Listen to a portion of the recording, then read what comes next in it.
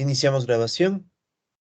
Estamos listos para, en este nuevo video del curso de Economía Política, abordar ya la primera parte del modelo de sectores, ciclos y sobreproducción que ya lo introducimos en la sesión anterior, ¿no? Recuerden que en la sesión anterior nosotros hablamos un poco de este modelo. Sí, habíamos hablado, bueno, les había mencionado que este modelo se va a presentar en tres partes. Y les había mencionado ya los supuestos del modelo, la simbología y bueno, ya estaba listo todo para empezar a explicar esta primera parte del modelo, ¿no? Entonces el día de hoy vamos a enfocarnos en estudiar el esquema inicial y el equilibrio con distribución exógena. Recuerden que la idea de distribución exógena es que vamos a asumir que, por ejemplo, ¿no? La participación salarial, recuerden que omega aquí es la participación salarial, o sea, todos los salarios divididos para la producción, se va a mantener constante. ¿Sí? Entonces, esto va a ser constante eh, para que en la siguiente parte nosotros dejemos que esta vuelta se vuelva una variable. ¿Ok? Entonces, vamos a arrancar ahora sí. Asimismo, ya tengo aquí todo listo en matemática. Bien, entonces vamos a empezar con el modelo, ¿no? Voy a ir un poquito más rápido. Bueno, ahí vamos viendo, ¿no? Pero tal vez vaya un poquito más rápido que en modelos anteriores, asumiendo que ustedes ya tienen un manejo mucho más seguro del software, ¿no? Entonces voy a ir un poquito más rápido. Muy bien, entonces vamos con esta primera parte. Vamos a construir un esquema inicial y vamos a definir cómo surgen las diferentes formas de equilibrio, ¿no? Entonces empecemos considerando que tenemos los dos sectores, como habíamos dicho en la clase anterior. Entonces consideremos el sector I = 1 que produce medios de producción, ¿sí? O también les vamos a llamar bienes de capital. Y el sector I = 2 que produce medios o bienes de consumo, ¿ya? No hay novedades. Entonces, el sector 1 que produce máquinas o bienes de capital, le vamos a llamar, y el sector 2 que produce alimentos o bienes de consumo. Bien. Entonces, la primera variable que vamos a definir para estos sectores es la productividad laboral, que la vamos a definir de esta manera. ¿Sí? Entonces, aquí ustedes pueden ver que tenemos Q minúscula, que va a ser la productividad laboral, y esto va a ser igual a Q mayúscula, que es el total de la producción del sector I, dividido para el total de empleo del sector I. Recuerden que el total de empleo está medido en horas efectivas de trabajo, ¿no? Horas efectivamente trabajadas, ¿ya? Y recuerden que el I es simplemente para indicar que esta ecuación rige para el sector 1 y para el sector 2. O sea, en realidad esto sería como tener dos ecuaciones. Si quieren les podemos poner en una llave, ¿no? Entonces tendríamos la ecuación Q1 igual a Q mayúscula 1 sobre L1 y Q sub 2 igual a Q2 sobre L2. ¿Ya? Entonces, en realidad, esta expresión de aquí recogería dos ecuaciones, pero como pueden ver es muy latoso ponerse a escribir una por una las ecuaciones de cada sector, pudiendo comprimirlas en una sola, ¿no?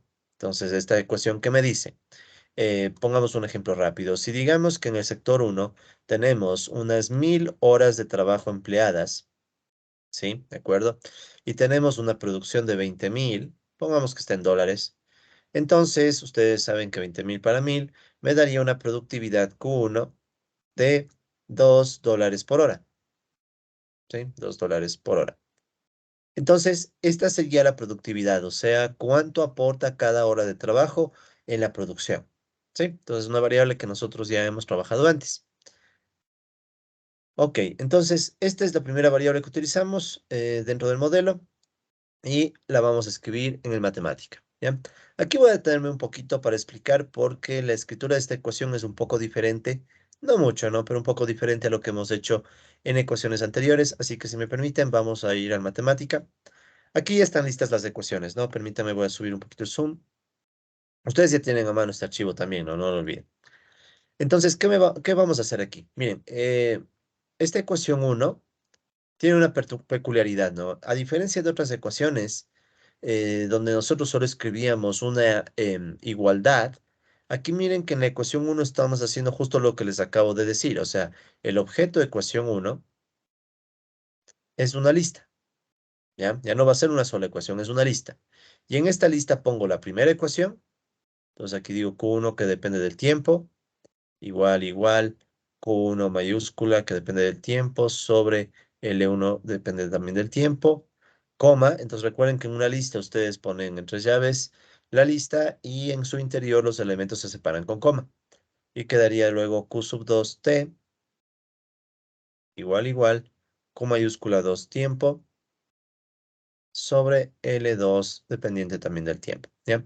Entonces, ¿qué es lo que vamos a hacer? No es tampoco la gran cosa. Vamos a hacer que el objeto ecuación 1 ya no sea solo una identidad, sino que sea una lista de dos identidades. ¿Con qué objetivo? Con el mero objetivo de no caer en la... Igual, se vuelve latoso tener dos ecuaciones en donde solo cambia el subíndice, ¿no? Entonces aquí estoy cambiando el 1 y en el otro el 2. Eso nada más, ¿ok? Entonces la única parte, digamos, un poco diferente. Pero ya a estas alturas, para esto ustedes ya están más que claros que esto es una lista, que este es la separación de las listas y que cada una es una identidad, sí, una identidad matemática. Entonces ahí podemos dar clic y ya cargamos Shift Enter y cargamos la ecuación 1.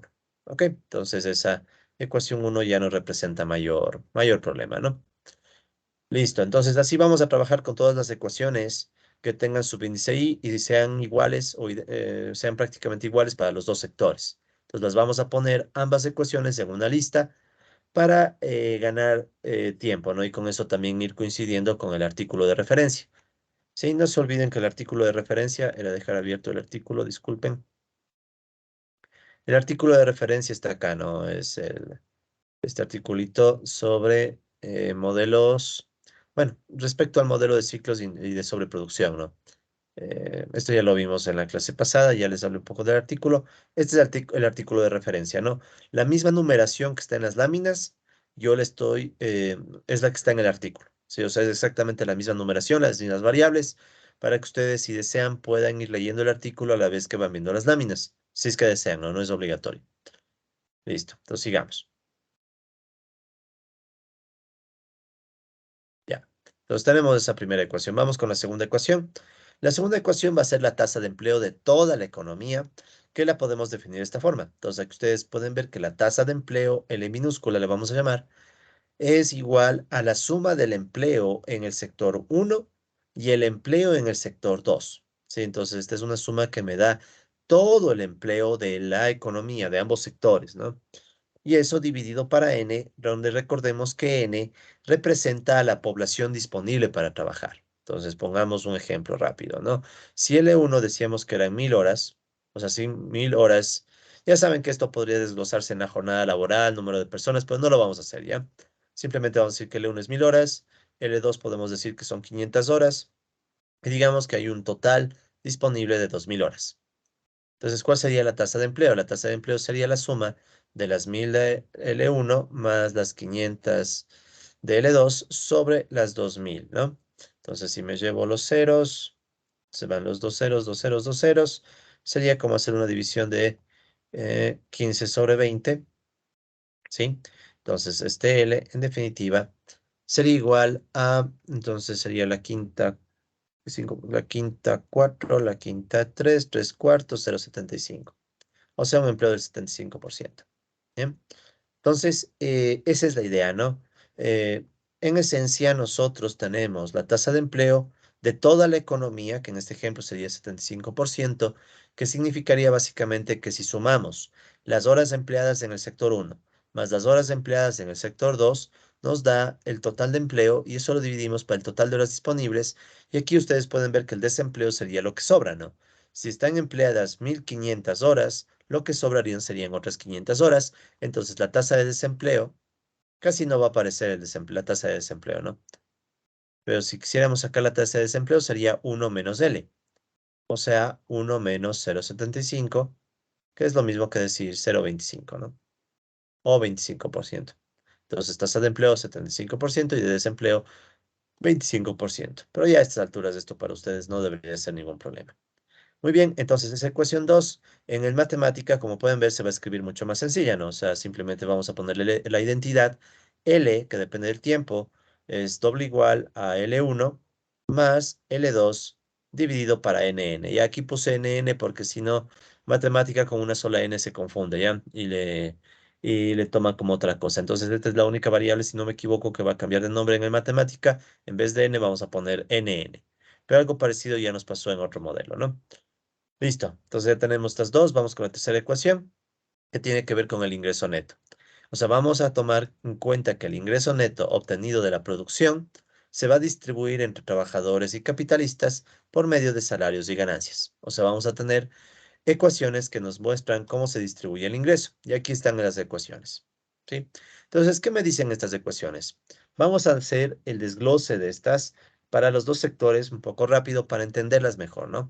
Entonces, veamos para el sector uno cómo se vería esta ecuación, ¿no? Para el sector uno sería P sub 1, Q sub 1 igual W no tiene subíndice. Recuerden que es P1, P es el precio, ¿no? Entonces, P1 es el precio de las máquinas y Q1 es la cantidad producida de máquinas. W es el salario. Como nosotros teníamos el supuesto de que se va a pagar el mismo salario en los dos sectores, entonces W no tiene subíndice, sino que es el mismo para el sector uno y el sector 2. Entonces, por eso es que se queda como W. Luego ese W se multiplica por L1 más. Luego tenemos esta otra expresión. Entonces, todo esto es el pago en salarios. Entonces, si quieren, P por Q sería el ingreso neto. Si es ingreso neto, ya no va a depreciación. Sí, tomen en cuenta eso. Si es ingreso neto, ya no va a depreciación. WL1 serían los salarios.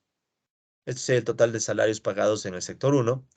Y luego tenemos R1, sería la tasa de ganancia. Pongámoslo así. R1 es la tasa de ganancia. Y luego fíjense que aquí está P sub 1, no sub I. ¿Por qué?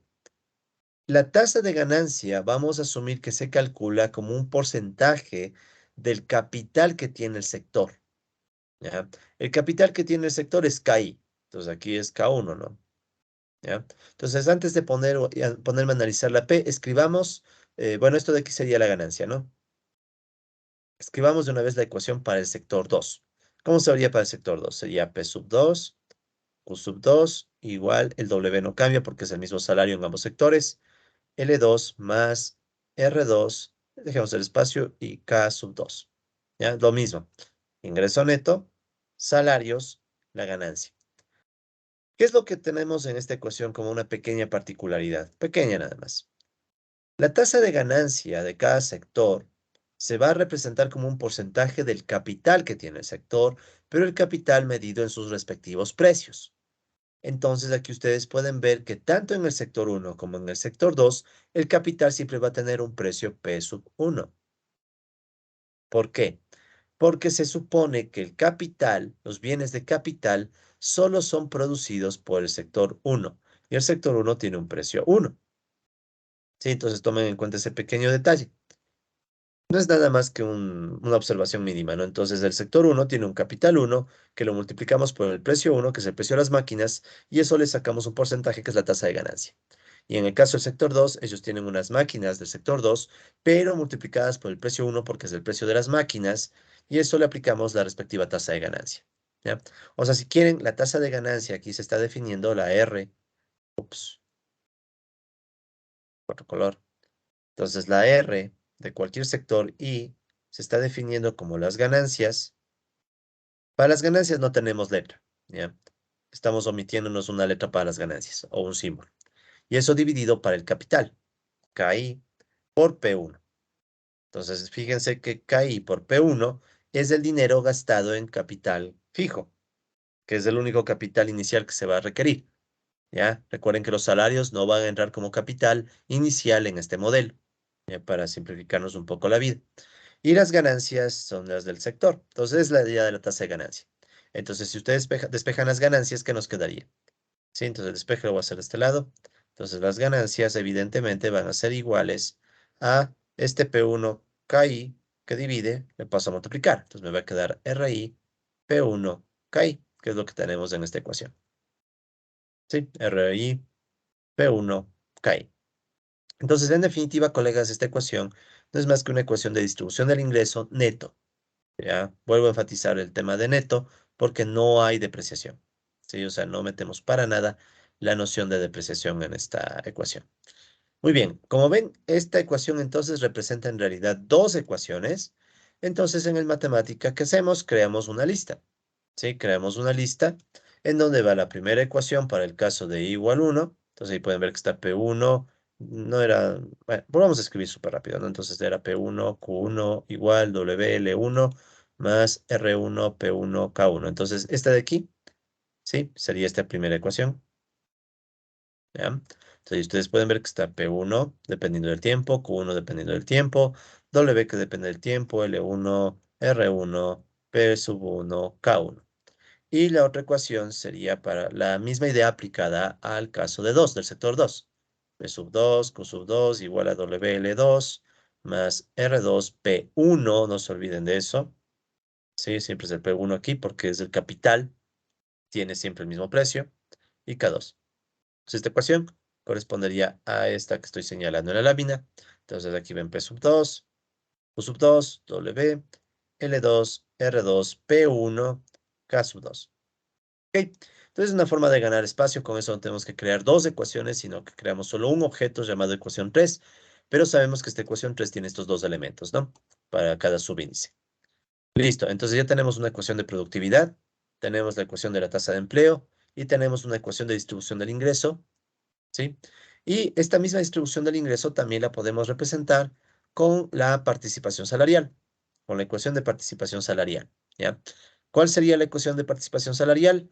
Esta ya la presentamos en la sesión anterior, pero no está de más volverla a ver, ¿no? Entonces, omega, recuerden que está la letra griega omega minúscula, ¿sí? Ya la hemos visto antes, entonces la letra griega omega minúscula. ¿Qué dice esta ecuación? Dice la participación salarial va a ser igual a, entonces, ¿qué tenemos en el numerador? En el numerador, fíjense que tenemos L1 más L2. ¿Qué significa L1 más L2? El total de empleo, que es igual a la suma del empleo en el sector 1 más el empleo en el sector 2. Bien, y a todo ese empleo se le paga el mismo salario W. ¿Sí? Entonces aquí estamos sacando el total de pago en salarios de toda la economía, o sea, de los dos sectores. ¿Ya? Esto obviamente es lo mismo que haber escrito WL1 más WL2 y hacer factor común W. Entonces aquí está el supuesto de que a los trabajadores de ambos sectores se les paga el mismo salario. ¿Ya? Eso en el numerador. En el denominador, en cambio, ¿qué es lo que tenemos? Tenemos la producción neta del sector 1 en dinero, o sea, Q1 por P1, más la producción neta del sector 2. Es decir, tenemos el total de la producción. ¿Sí? Entonces, si quieren, esta es la participación salarial vista desde un enfoque sectorial que en espíritu guarda la misma idea que la que hemos visto antes, ¿no? Salarios sobre producción. ¿Cuánto del total de la producción les toca a los trabajadores como salarios? Entonces ustedes entenderán que lo que sobra va a las ganancias. ¿Sí? Entonces esta es la participación salarial. Que bueno, su escritura en matemática no es nada del otro mundo, ¿no? Entonces aquí está la letra griega omega, igual a W por L1 más L2, y todo dividido para... Aquí tengan un poco de cautela en los paréntesis, ¿no? A mí me gusta usar paréntesis para estar súper claro cuál es el denominador, ¿no? Porque esto como se escribe en una línea. Entonces, el denominador está dentro de este paréntesis, ¿y cuál es? P1 por Q1 más P sub 2, Q sub 2. ¿Ok? Entonces vamos a cargar estas primeras ecuaciones en la matemática. Ya están escritas. Entonces son las mismas de las láminas, ¿no? Entonces ya tienen aquí la ecuación 1, cargamos la ecuación 2, y la 3 y la 4. De golpe cargamos todo, ¿ya? Entonces ya están cargadas las ecuaciones 1 a 4. Ya, entonces en resumen, ¿qué hicimos?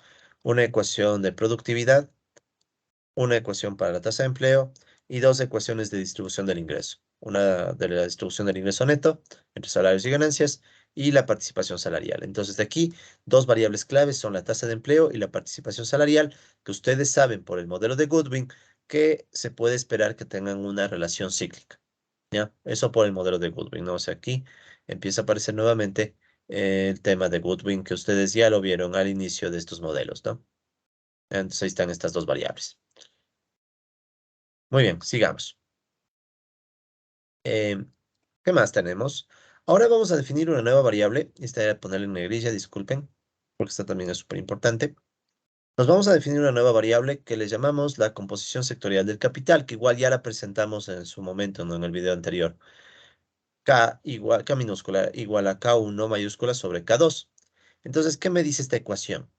Esta ecuación, sí, que están viendo aquí, que es otra de las ecuaciones importantes del modelo, en esencia lo que me dice es cómo se distribuye el capital fijo entre sectores. ¿Ya? Por ejemplo, Si yo dijera que la K minúscula es igual, entonces pongamos números, digamos que K1 es igual a 2000 y que K2 es igual a 1000. Entonces, evidentemente, K minúscula es 2000 sobre 1000, que es lo mismo que decir K minúscula igual a 2. Entonces, ¿qué significa este 2? Este 2 significa que por cada unidad de capital en el sector 2, hay 2 unidades de capital en el sector 1. O sea, el sector 1 tiene el doble de capital que el sector 2. ¿Ya? Entonces, esa es la intuición. En esencia, lo que se trata de decir con esto, colegas, no es más que, bueno, es un indicador de cuánto capital relativo tiene el sector 1 respecto al 2. El doble, por ejemplo, aquí. ¿Ya? Si cambiáramos los números y en vez de 1000 pusiéramos que abajo está 4000, o sea, K2 que tengo ahora 4000, entonces obviamente que ahora es 2 cuartos, que es lo mismo que 0,5, es decir, ahora el sector 1 tiene la mitad de capital que el sector 2, ¿ya? Entonces esta variable K de composición sectorial del capital o distribución sectorial del capital, como deseen, en esencia solo me dice eso, ¿no? Solo me dice cómo se distribuye el capital entre los sectores, ¿ya? Ahora, podríamos suponer, ya eso es para luego, que mientras más grande sea el K minúscula, eso significa que más grande es K1 respecto a K2, y por tanto podríamos asumir que hay una mayor especialización de la economía, sí, una mayor especialización en máquinas. ¿Ya? ¿Por qué hay una mayor especialización en máquinas? Porque estaríamos diciendo que, bueno, el sector 1 está acumulando mucho más capital fijo que el sector 2. Hay muchas más máquinas destinadas a producir nuevas máquinas que máquinas destinadas a producir alimentos. ¿Ok? Pero bueno, esas interpretaciones las veremos un poquito más adelante. Ya, esta ecuación, ¿cómo se escribe en matemática? Nada del otro mundo, ¿no? K minúscula T igual, doble igual a K1T sobre K2T, ¿ya? Entonces no hay mucha magia ahí. Sigamos. Asimismo, vamos a definir los precios relativos de los bienes de capital respecto a los bienes de consumo. Es otra ratio. Entonces, esta P sin subíndice va a ser igual a los precios 1 sobre los precios 2, ¿ya? Esto no es más que un precio relativo, o sea, cuál es el precio de los bienes de capital, tomando como referencia los precios de bienes de consumo. ¿Ya? Es una ratio de precios que de hecho la vamos a asumir constante. ¿Ya? De hecho, en este modelo los precios casi no van a jugar papel. Van a ser no van a tener mucha actividad los precios aquí. No hay no hay un modelo con inflación en este caso, ¿no? Los precios están solo para, digamos, dejar un indicativo de dónde irían para modelos futuros, ¿no? Entonces la ecuación, ya ven, aquí tal vez la única novedad es que este P no depende del tiempo porque se asume que es una constante. ¿Ya? Entonces P no depende del tiempo, de ahí el resto sí, ¿no? P1, precio, que depende, precio 1, o sea, precio de las máquinas o de bienes de capital, y P sub 2, precio de bienes de consumo. Entonces tal vez lo que hay que recordar, que es un precio relativo, recuerden que el precio relativo es una relación de precios, ¿no? Precio de un bien respecto a otro bien. Listo, entonces ya tenemos estas ratios. Ahora, ¿qué vamos a definir? Definamos esta sí es una variable totalmente nueva y que va a tener mucho interés para nosotros en el corto plazo. Vamos a definir al exceso de demanda de bienes de capital, ¿ya? Al exceso de demanda de bienes de capital o el exceso de demanda de máquinas o exceso de demanda de medios de producción.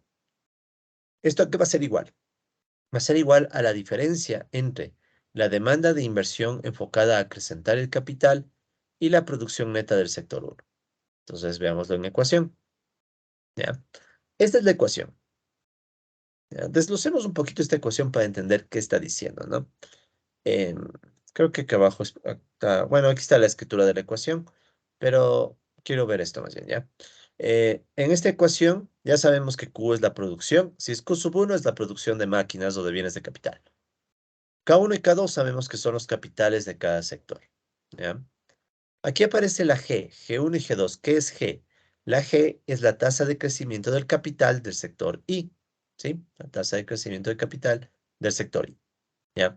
Y P1 es el precio de las máquinas. Entonces vamos a tratar de entender un poquito mejor esta ecuación, ¿ya? ¿De dónde sale? Entonces, multipliquemos el precio 1 en ambos lados, ¿no? Entonces, ¿qué me quedaría? El exceso de demanda 1 es igual al precio 1, G1, K1, más precio. ¿Saben qué mejor? Siempre cometo este error. Voy a llevarme esta ecuación un ratito a mi pizarra, ¿no? Para explicarle un poco de dónde sale, ¿no? Ya, nos vamos a explicar un poquito este exceso de demanda en el caso de las máquinas o de bienes de capital o medios de producción. ¿Ya? Disculpen el abuso del lenguaje, ¿no? Pero es solamente para efectos didácticos. Entonces, el exceso de demanda uno es igual. Entonces, multipliquemos, ¿no? Me va a quedar P1, G1, K1, más P sub 1, G2, K2, menos P sub 1, Q1. ¿Ya? Entonces, este está claro. Esta es la venta de máquinas, ¿sí? Que generan a un determinado precio, ¿no? Que generan el ingreso del sector uno. ¿Ya? Esta es la venta. Este, en cambio, es una demanda. ¿Ya? ¿Demanda de qué? Entonces, recordemos que es G1. G1 es igual a la tasa de crecimiento del capital uno, o sea, K1' sobre K1. Si se acuerdan, así se define tasa de crecimiento en derivadas. Entonces, yo podría de aquí despejar y hacer esto. O sea, yo puedo decir que G1, K1 es igual a K1'. ¿Sí? Y lo mismo hagamos con G2. O sea, G2 es igual a K2' sobre K2, tasa de crecimiento. Entonces, yo puedo este K2 que divide mandándolo a multiplicar y me quedaría G2, K sub 2 igual a K2'. ¿Ya? Entonces, G1, K1 y G sub 2, K2, puedo reemplazarlos en la ecuación de exceso de demanda. Pues, ¿cómo me quedaría la ecuación? Sería el exceso de demanda del sector 1 igual a P1, y en vez de G1, K1, puedo poner K1' más P1 mismo, y en vez de G2, K2, puedo poner K2' menos P1, Q1. Entonces ahí se puede ver un poquito mejor esta idea. Esto de aquí, si quieren, es la oferta. Lo que produce el sector 1 y lo vende. ¿Ya? Y lo vende. Oferta, y a la vez esto va a generar los ingresos. Y lo que tenemos acá, en cambio, fíjense, es la demanda. Demanda para la acumulación, ¿sí? Para la acumulación de capital en ambos sectores. ¿Sí? Entonces aquí lo que vemos es que el sector 1 va a demandar K1' para incrementar su capital, ¿sí? Y el sector 2 va a demandar K2' igualmente para incrementar su capital, ¿ya?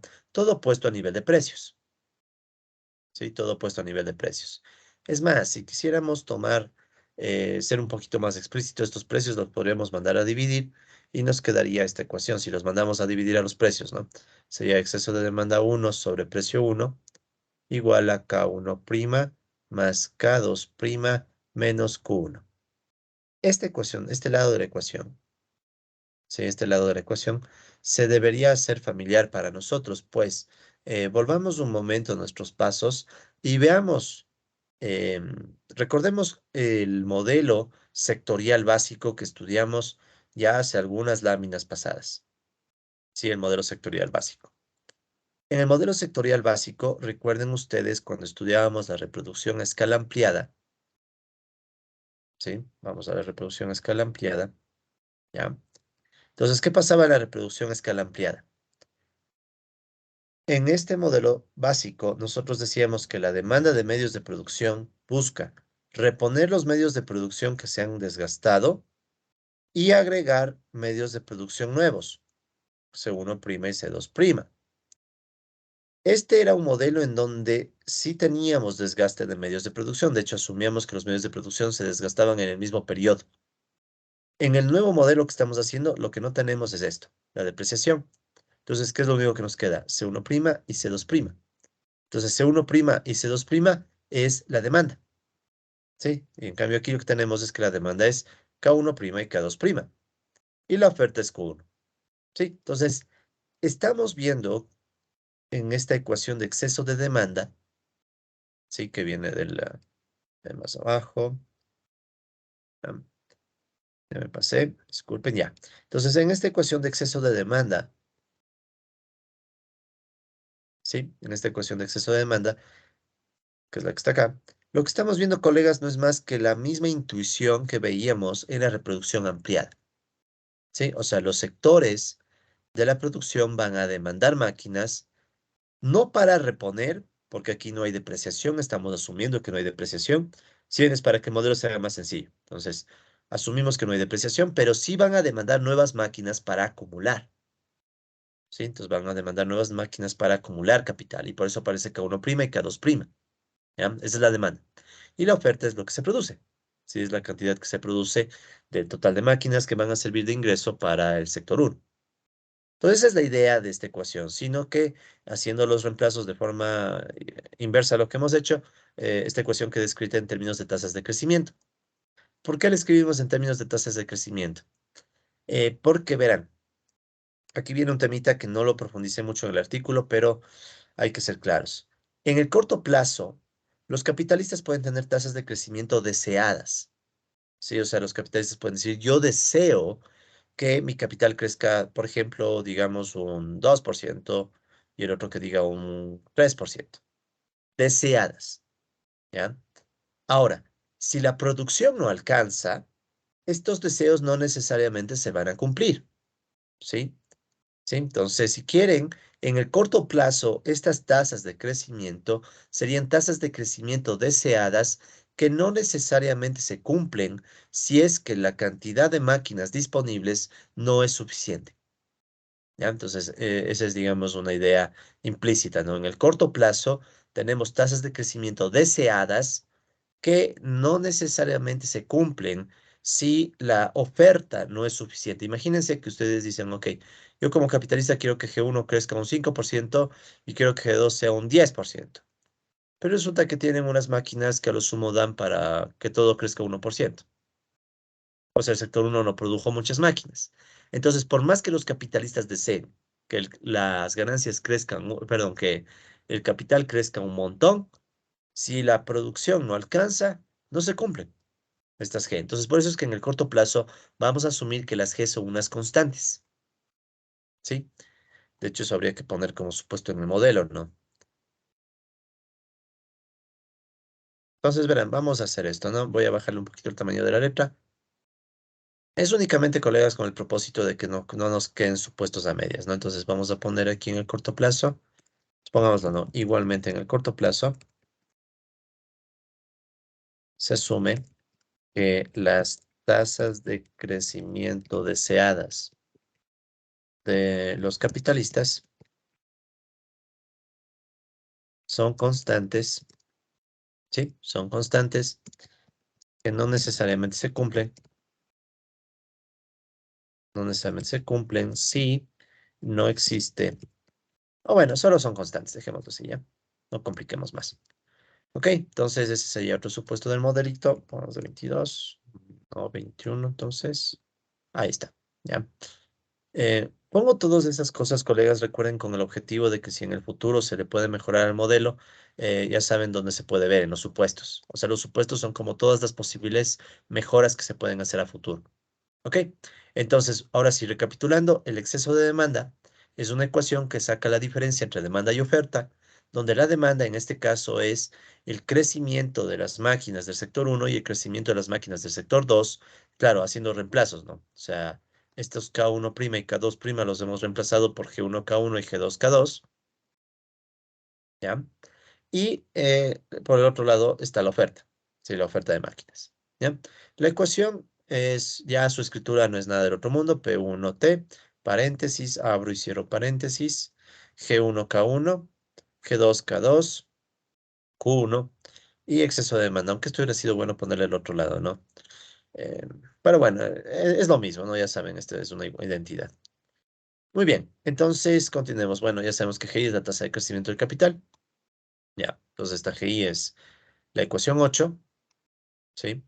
En donde GI es K1', KI' sobre KI, ¿ya? Y esta ecuación 8 se escribe igual como una lista porque, como ven, hay dos tasas de G de crecimiento, una para el sector 1 y otra para el sector 2. Entonces creamos el objeto de ecuación 8, que es una lista. Dentro de esta lista va G1, que es igual a K1' sobre K1, y luego G2, que es igual a K2' sobre K2, ¿ya? Entonces eso es para, ya saben, tener dos ecuaciones en el mismo objeto y no estar escribiendo ecuación 8, ecuación 9, porque se hace muy grande, ¿no? Y aún así el modelo es grande, ¿no? Entonces no vale hacerle más grande todavía. Y recordemos que, bueno, esto ya varias ve'ces lo hemos dicho, que KI', recuerden que es la derivada de KI con respecto al tiempo.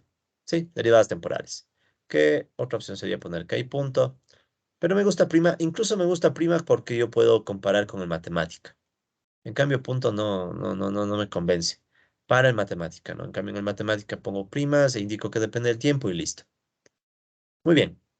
Y notemos aquí que la tasa de crecimiento de K, ¿sí? Es igual a esta otra ecuación, ya K minúscula, ¿ya? ¿De dónde sale esta otra ecuacióncita? Entonces, me voy a llevar esta otra ecuación. Esta es la tasa de crecimiento de K minúscula, ¿no?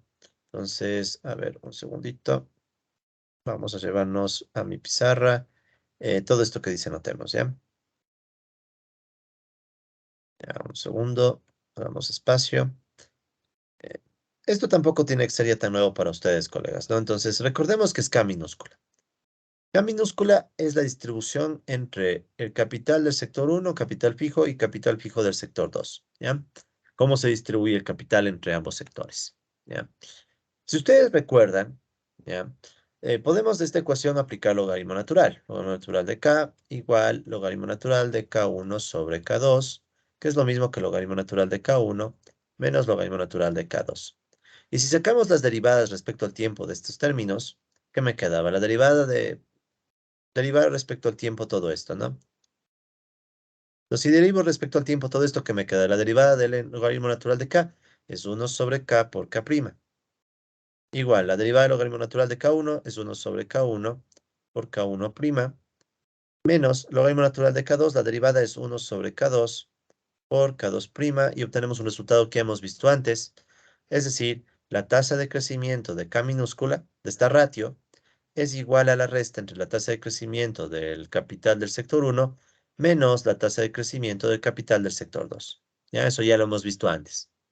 Si ustedes tienen una ratio, entonces la tasa de crecimiento de esta ratio es igual a la diferencia entre la tasa de crecimiento del numerador menos la tasa de crecimiento del denominador. Pero nosotros por definición sabemos que en G1 es igual a K1' sobre K1 y que G2 es igual a K sub 2' sobre K2. Entonces yo puedo reemplazar G2 en vez de K2' sobre K2 y G1 en vez de K1' sobre K1. ¿Y qué me queda? Me queda K' sobre K igual a G1 menos G sub 2. Sí, no es nada del otro mundo. Simplemente estamos diciendo que esta ratio, que es K1 sobre K2, la composición sectorial del capital, la tasa de crecimiento de esta ratio es igual a la tasa de crecimiento del capital 1, que es G1, menos la tasa de crecimiento del capital 2, que es K2, G2, perdón. ¿Sí? Entonces, nada más eso dice la ecuación 9, sino que aquí la estoy escribiendo directo para no estar haciendo cada paso, ¿no? O sea, ya saben, podríamos sacar logaritmos, podríamos reemplazar, pero mejor y escribo directo la ecuación. ¿Sí? Entonces, a veces es válido cuando ustedes ya saben los procedimientos para no estar repitiendo, ¿no? Porque otra opción sería poner en el matemática, poner logaritmos, derivar, pero eso estaba bien en el modelo de Goodwin como para aprender. Pero ya ahorita ya sabemos, entonces ya ni tiene sentido hacer eso cada paso a paso. Ok, entonces aquí está la ecuación 9 y aquí está la escritura en matemática. K' sobre K igual a G1 menos G2, que dependen del tiempo, pero que repito, no, al menos por ahora estamos asumiendo que estas pueden ser como no tasas de crecimiento que se cumplen, ¿no? Dependiendo de cierto factor. Ya vamos a ver eso. Listo, entonces carguemos estas ecuaciones en el matemática, ¿no? Son las ecuaciones 5 a 9. Entonces aquí vamos a bajar. Ya están listas, ¿no? Para ganar tiempo. Entonces aquí están las ecuaciones 5. Entonces vayan viendo cómo voy seleccionando, ¿no? 5, 6, 7, 8 y 9. Y simplemente Shift Enter. Ya están cargadas. Noten esto, ¿no? Como les decía, por ejemplo, la ecuación 8 es una lista donde están dos identidades. La ventaja de eso, ¿cuál es? Verán, tomemos como ejemplo la ecuación 8. Si yo tomo la ecuación 8, ¿ya? Escribamos aquí un momentito ecuación 8, me sale la lista, ¿no? Entonces aquí está la lista de las dos ecuaciones, G1 y G2. Pero si tomo el primer elemento de la ecuación 8, ya tengo la G1. Y si tomo el segundo elemento, ya tengo la G2. Entonces, ven, es bastante cómodo. O sea, en vez de crear dos ecuaciones más, que me hubiera hecho todavía más grande el sistema, mejor les guardé como lista para poder simplemente cambiar la numeración. Entonces, aprovecho las listas de matemática para cambiar el subíndice. ¿Sí? Entonces, para eso nada más estábamos haciendo esto Estábamos haciendo esto de ponerle en lista las ecuaciones. ¿Ok? Listo, sigamos. Entonces, recapitulemos finalmente qué tenemos. Tenemos, por ende, colegas, unas ecuaciones. Una ecuación de cómo se distribuye el capital en la composición sectorial. Otra ecuación de los precios relativos. Una ecuación de exceso de demanda, o sea, la resta entre demanda y oferta, recordando que la demanda en el mercado de máquinas se enfoca más que nada en incrementar las máquinas. Tenemos una ecuación de la tasa de crecimiento de las máquinas o del capital fijo, y luego tenemos una ecuación de tasa de crecimiento de esta distribución o composición sectorial del capital. ¿Sí? Entonces ya tenemos todo eso cargado en la matemática. Sigamos. Ahora analicemos el exceso de demanda, pero de los bienes de consumo, del sector, de los productos del sector 2. ¿Ya? Entonces, el principio es el mismo. Este exceso de demanda va a ser la diferencia entre el gasto de consumo de trabajadores y capitalistas y la producción del sector 2. ¿Ya? Entonces veamos la ecuación. Esta es la ecuación. Ya es un poquito más grande, pero no es nada del otro mundo. Simplemente que hay que ir entendiendo paso a paso. Entonces vamos a llevarnos esto a nuestra pizarra para explicarla, ¿no? Entonces vamos aquí y vamos a explicar esto, ¿no? Ya, entonces vamos a entender este otro exceso de demanda, ¿no? Un poquito más grande. Ya. Entonces, ¿cómo va la historia con este exceso de demanda? Va de la siguiente forma, ¿no? Si se fijan, aquí tenemos algunas cosas. Vamos a desglosarle un poquito, ¿no? Entonces, ¿qué es el exceso de demanda 2? Siempre tengan presente esa idea, ¿no? Demanda menos oferta. El exceso de demanda es demanda menos oferta. Siempre, ¿ya? Es la definición del exceso de demanda. Demanda menos oferta. Entonces, veamos aquí. ¿Qué tenemos? El primer término dice WL1 más L2. O podríamos también hacer WL1 más WL2 si distribuimos el W. ¿Qué es esto? Este es el gasto en salarios. O sea, son todos los salarios. Salarios en los dos sectores, ¿ya? Entonces, ¿qué estamos asumiendo? Los trabajadores de los dos sectores usan todo su salario para demandar bienes de consumo. ¿Sí? Entonces, usan todo su salario para bienes de consumo. ¿Eso qué significa? Significa que no hay ahorro de los trabajadores. ¿Sí? No hay ahorro de los trabajadores. Verán, antes de continuar aquí quiero dejar una cosa bien interesante, verán, porque recién estoy trabajando ahorita en un modelo, eso no es para nuestro curso, no es aparte. Estoy trabajando en un modelo donde los trabajadores pueden ahorrar un poco, entre comillas. Entonces, es bien interesante pensar cuál sería el futuro de la situación si dejamos que los trabajadores ahorren, ¿no?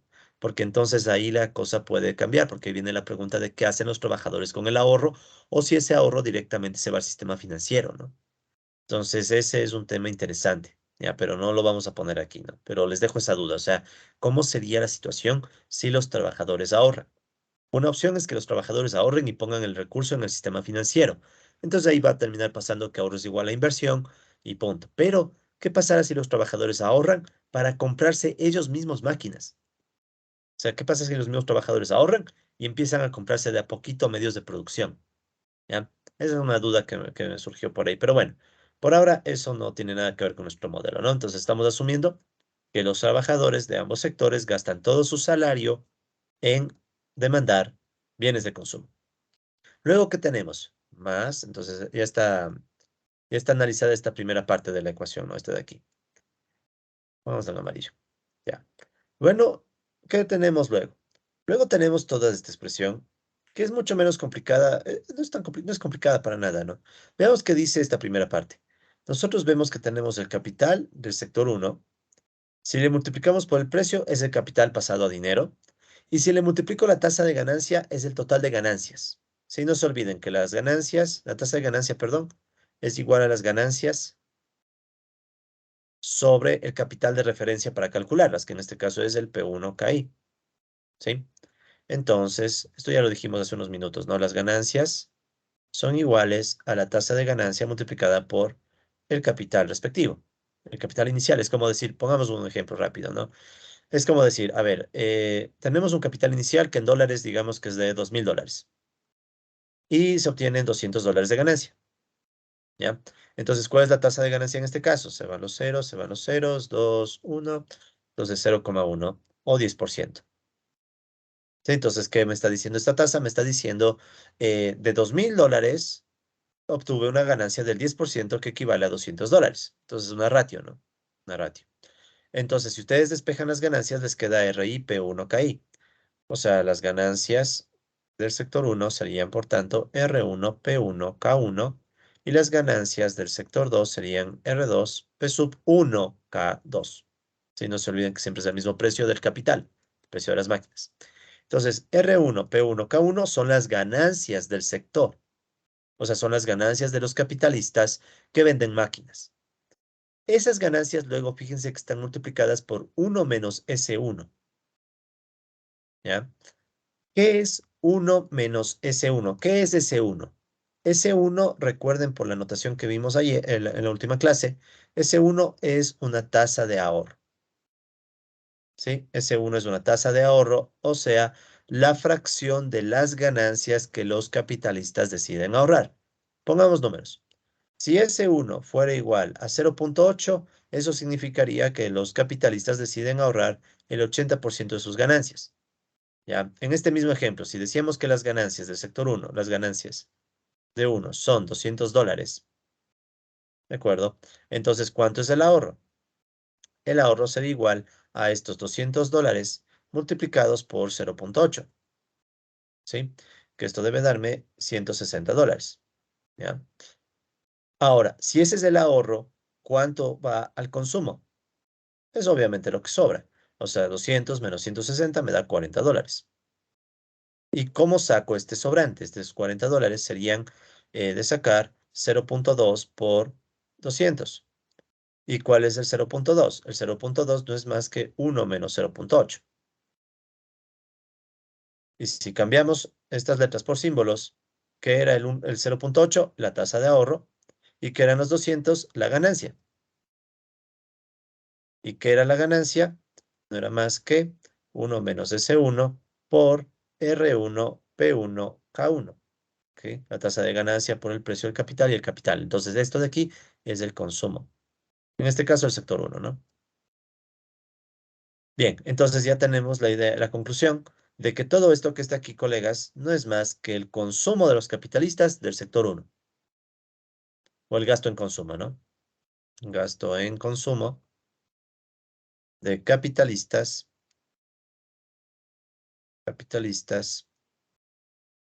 del sector 1. Nos recapitulemos. Esta es la ganancia, o si quieren, este es el capital pasado a dinero. Y el capital pasado a dinero multiplicado por la tasa de ganancia me da el total de ganancias.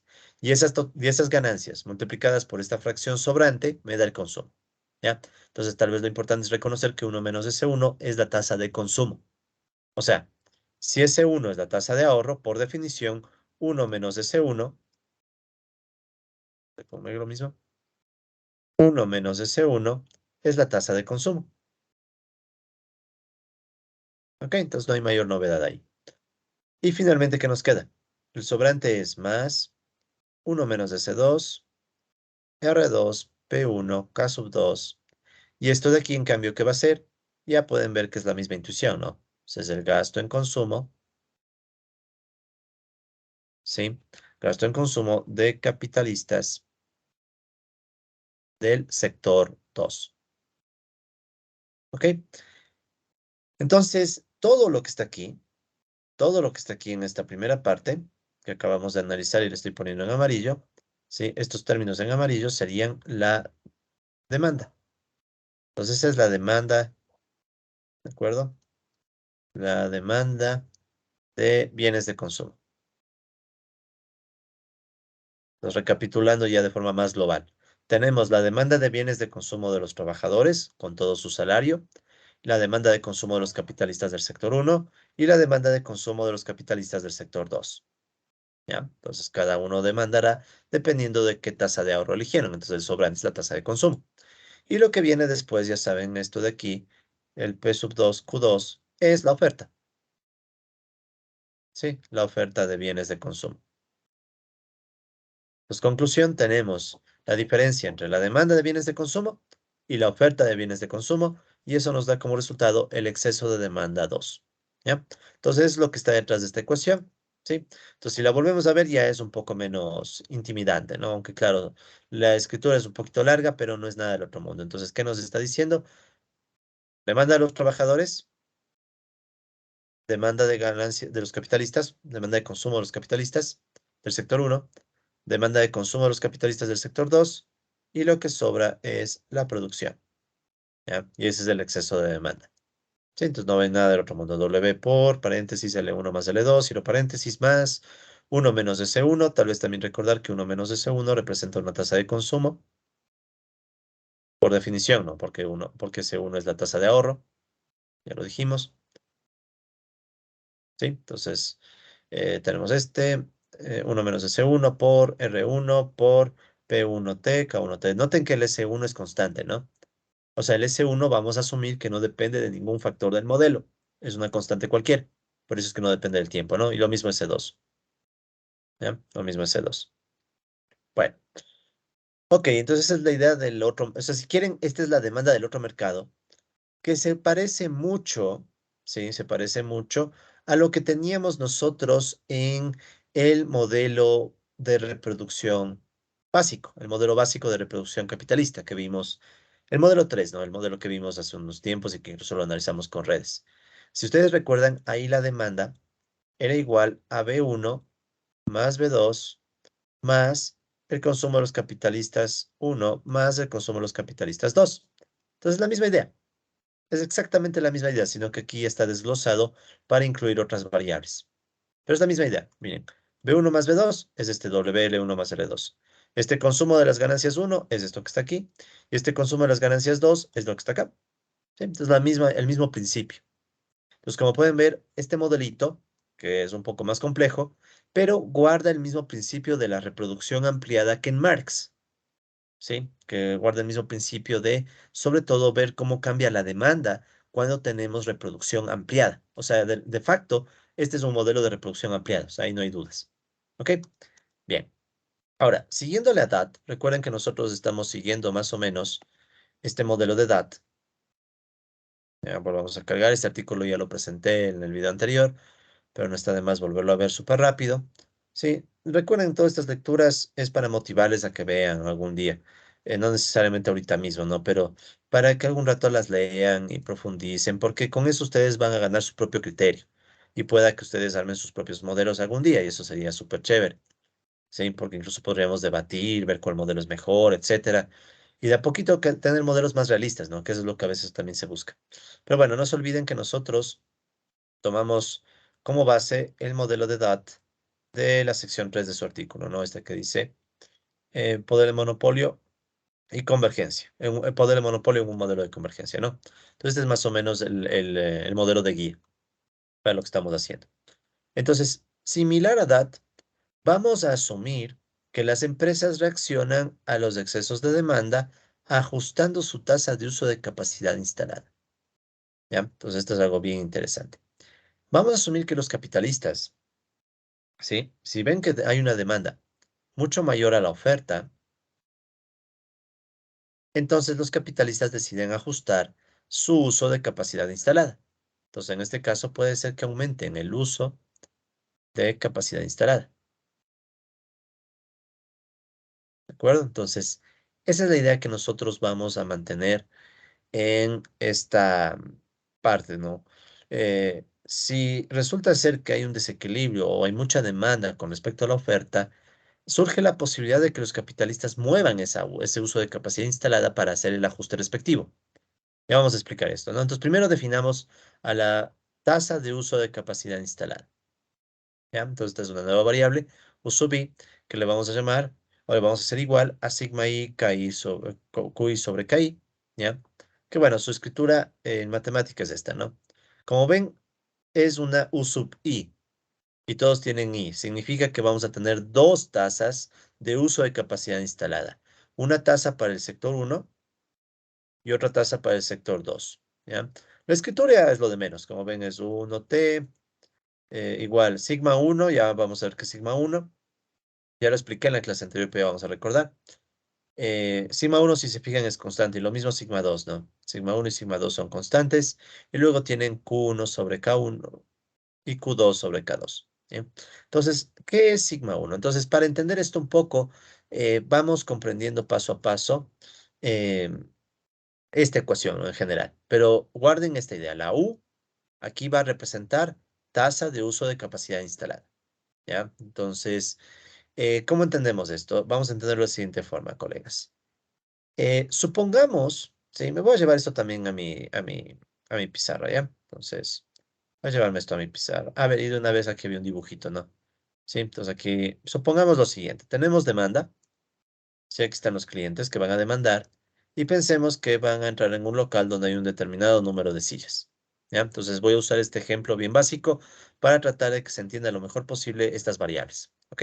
Entonces ahora sí, con esto me voy a llevar las láminas. Sí, en la misma página, pongamos todo. Bien, entonces vamos a tratar de explicar un poco esto de la tasa de uso de capacidad instalada, ¿no? Que es una nueva variable que aparece en nuestros modelos. Ya. Entonces, veamos cómo podemos explicar esto, ¿no? Pensemos en este ejemplo. Voy a volver a dibujar un poquito más grande, ¿no? Vamos a pensar en un local, ¿sí? Un local, ¿ya? De comidas, ¿ya? Voy a usar un ejemplo que utilizaba un antiguo, un ex profesor mío, igual un buen amigo que, bueno, espero que se encuentre muy bien, ya tiempos que no le he contactado. Se llama Marco Misaglia, ¿no? Él también fue profe mío y él me acuerdo que usaba este ejemplo que me gustaba porque es bien didáctico, ¿ya? Entonces, para darle crédito que el ejemplo original es de él, ¿no? No voy a decirlo tal cual porque ya no me acuerdo las palabras literales, pero el ejemplo va así, ¿no? Supongamos que estamos en una pizzería. Digamos que este local es una pizzería, ¿sí? Al ser una pizzería, en definitiva, esto corresponde al sector 2, ¿ya? Pero podría ser el sector 1, etcétera. Pero supongamos que es una pizzería, por tanto, produce productos, bienes de consumo, por tanto, pertenecería al sector 2, ¿ya? Entonces, en esta pizzería, supongamos que tenemos algunas sillas, ¿ya? Y unas mesas, ¿no? Para que la gente se siente a comer. Pongamos unas. ¿Ya? Entonces, no soy buen dibujante. Antes lo era, ahora ya no. Entonces, hagan de cuenta que estas son sillas y estas son mesas. ¿Ya? Entonces, ¿qué tenemos aquí? Tenemos que este local, ¿sí? Esta pizzería, admite 4 personas de forma totalmente eficiente. ¿Ya? Entonces, de forma totalmente eficiente, si quieren, así sería, ¿ya? Para darle un poquito de espacio para que la gente aparezca. Ahí démosle un poquito más de espacio acá. Ya. Entonces, aquí está la pizzería, ¿no? Aquí están las mesas, las sillas y ahí puede entrar la gente, ¿no? Entonces, este local, ¿sí? Este local, digamos que tiene una capacidad óptima de 4 personas. ¿Ya? Una capacidad óptima de 4 personas. Óptima. ¿Ya? ¿Por qué óptima? Porque como ustedes bien saben, puede ser que un día venga mucha gente y tengamos más de 4 personas. Podemos tener 6, 8, depende del día y depende de la situación. Puede haber muchas mesas que queden llenas y otras cuantas personas que queden de pie, no tengan ni dónde sentarse. ¿Ya? Entonces, si quieren, esa es la idea de la capacidad instalada. Hay una capacidad óptima de 4 personas y en ese caso vamos a asumir que la U2, ¿por qué es U2? U2 porque es el sector 2. Si fuera sector 1 sería 1, pero vamos a trabajar con un sector 2. Entonces, U2 diríamos que es igual a 1, que es el 100%. ¿Ya? Entonces, esta es la tasa de uso de capacidad instalada. ¿Ya? Una tasa de uso de capacidad instalada del 100%. ¿Ya? Ahora, vamos a ver cómo se puede cambiar esta tasa de uso dependiendo de cómo vengan más o menos personas, ¿sí? Pero previo a eso, reemplacemos esto en nuestra ecuación. ¿Cómo se vería la ecuación de la tasa de uso de capacidad instalada que hemos definido aquí?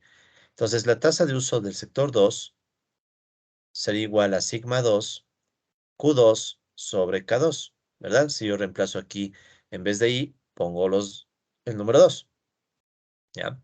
Pero hemos dicho que U2 es del 100% en este caso, si la capacidad óptima, o sea, dibujemos la situación óptima, ¿no? Déjenme poner un dibujito al lado, no quiero dañarle este, me va a servir. Entonces, en la situación óptima la voy a poner aquí al lado. Sería eso, ¿no? O sea, que estén las 4 personas, asuman que están sentados, ¿ya? Disculpen, no soy buen dibujante, repito. Antes lo era, pero ahora ya no hay tiempo. No me da el tiempo para ser buen dibujante. Bueno, ya es otro tema de eso. Entonces aquí están las 4 personas, Entonces estamos al 100% de capacidad instalada óptima. Sí, óptima. Entonces, si yo reemplazo el 1 aquí, ¿qué va a pasar? Eh, este U2 se transformaría en 1. 1 igual a sigma 2 Q2 sobre K2. Y puedo despejar sigma 2. O sea, este K2 que divide, le mando a multiplicar y el Q2 que multiplica pasa a dividir. Entonces, ¿qué me queda? Que sigma 2 va a ser igual a K sub 2 sobre Q sub 2. ¿Ya? Entonces, esto nos permite interpretar qué es sigma 2. Entonces, fíjense que sigma 2 es una relación capital-producto. ¿Sí? Es una relación capital-producto, pero solo es la relación capital-producto en pleno empleo de la capacidad instalada. Este de aquí, digamos que este 100%, le vamos a llamar el pleno empleo de la capacidad instalada. Sería el pleno empleo, o entre paréntesis, si quieren, empleo óptimo de la capacidad instalada.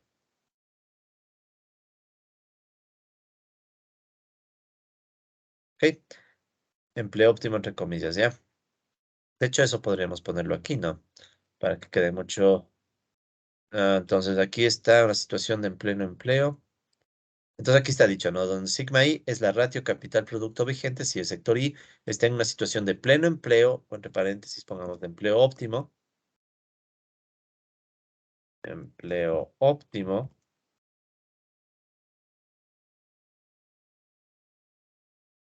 de capacidad instalada, ¿ya?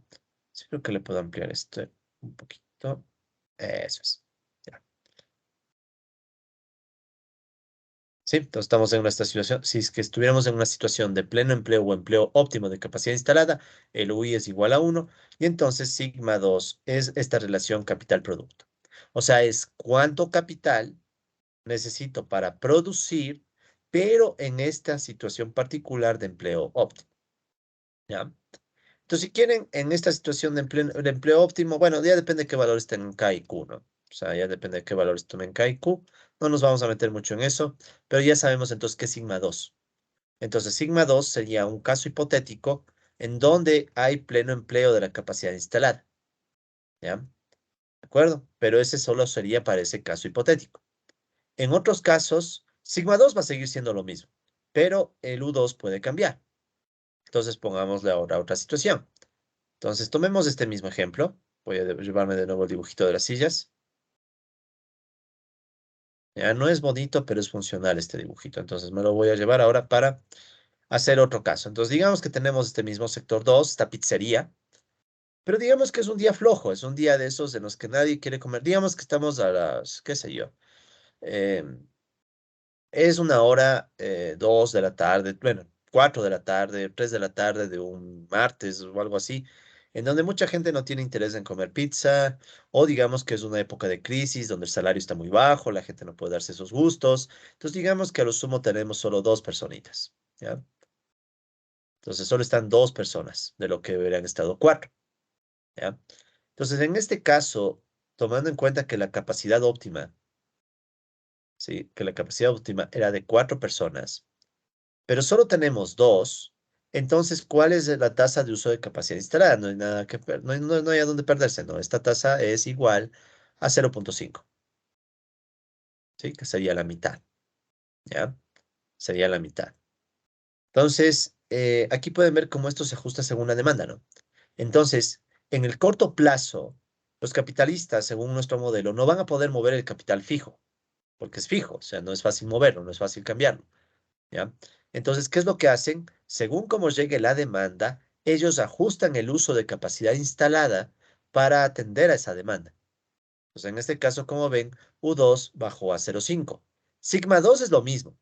Sigma 2 sigue siendo lo mismo, o sea, sigue siendo la relación capital-producto en pleno empleo. Pero ahora U2 es simplemente 0,5. Entonces, si quieren, podríamos hacer esto. Em, supongamos, para ver si podemos hacerlo con numeritos, todo el ejemplo, ¿no? Supongamos que en este mismo caso, eh, el capital 2, digamos que es igual a, digamos que es 4, las cuatro sillas, no contemos las mesas, ¿ya? Digamos que el capital 2 es 4. Entonces, ¿qué es Q2? En este caso, el óptimo, el de 100%. Fíjense que Q2 va a ser igual a K2 sobre sigma 2. ¿Ya? O sea, 4 sobre sigma 2. Entonces tocaría ponerle un valor a sigma 2. Digamos que sigma 2 es 2. ¿Ya? Esto es arbitrario, ¿no? Este valor es arbitrario. Entonces, en este caso sería 4 sobre 2 igual a 2. ¿Ya? O sea, ¿qué significa? Que para producir dos pizzas, si quieren, para producir dos pizzas, que sería lo óptimo. Entonces, aquí está una pizza y otra pizza. Entonces, para producir las dos pizzas, necesitamos 4 sillas, ¿sí? Y la relación capital-producto, o si quieren, la relación sillas versus pizzas, es de 2, ¿sí? O sea, la relación sillas versus pizzas es de 2. O sea, por cada pizza necesito 2 sillas, ¿ya? Esa sería una interpretación, si quieren, con numeritos en el caso óptimo, ¿ya? Entonces, repitamos, ¿no? En el caso óptimo, son 4 personas que están sentadas, que serían el 100% de la capacidad instalada, del uso de capacidad instalada, ¿ya? Y en este ejemplo, nosotros podemos asumir, por decir que el capital es 4, asumiendo que el capital son las 4 sillas, nos olvidamos de las mesas para que los números cuadren nada más, ¿ya? Y decimos que, ok, para 4 sillas, en el caso óptimo, se pueden producir 2 pizzas, ¿sí? Entonces la relación capital-producto, ¿sí? Tal vez se vea mejor así, ¿no? Entonces en vez de poner esto, pongamos simplemente que Q es igual a 2, que son las 2 pizzas, ¿ya? Entonces la relación capital-producto de pleno empleo, sigma 2, es igual a K2, que es 4, sobre Q2, que es 2, y es 2. Y como interpretamos este 2 del sigma 2, tenemos 2 sillas por pizza, 2 capitales por producto, 2 sillas, 2 sillas por pizza. ¿Ok? Ya, eso en el óptimo. ¿Ya? Sigma 2 siempre va a ser 2. Sigma 2 siempre va a ser 2, porque siempre voy a necesitar 2 sillas por pizza en el óptimo. Eso siempre. Entonces, sigma 2 siempre es 2. Pero en este nuevo ejemplo, fíjense que ahora solamente hay 2 personas y por tanto solo se va a producir una pizza. Sí, no se van a producir 2 pizzas, sino solo una pizza. Entonces, ¿cómo podríamos ver los numeritos de esta ecuación? Entonces, recuerden que U2 era igual a sigma 2 por K2, perdón, por Q2 sobre K2. Es la ecuación, ¿no? Es la ecuación que teníamos acá arriba, ¿no? Sigma, Q y K. ¿Qué datos tenemos ahora? U2 dice que es igual a 0.5 y hasta aquí. Sigma 2 nunca cambia, es 2, porque es tecnología. Esto viene dado por la tecnología. O sea, mi tecnología hace que por cada pizza necesite 2 sillas, ¿sí? O sea, 2 sillas por pizza. Eso no va a cambiar, ¿sí? O sea, esto es parte de la tecnología. De hecho, podemos decirlo acá, ¿no? Donde sigma I es la ratio capital-producto vigente, ¿ya?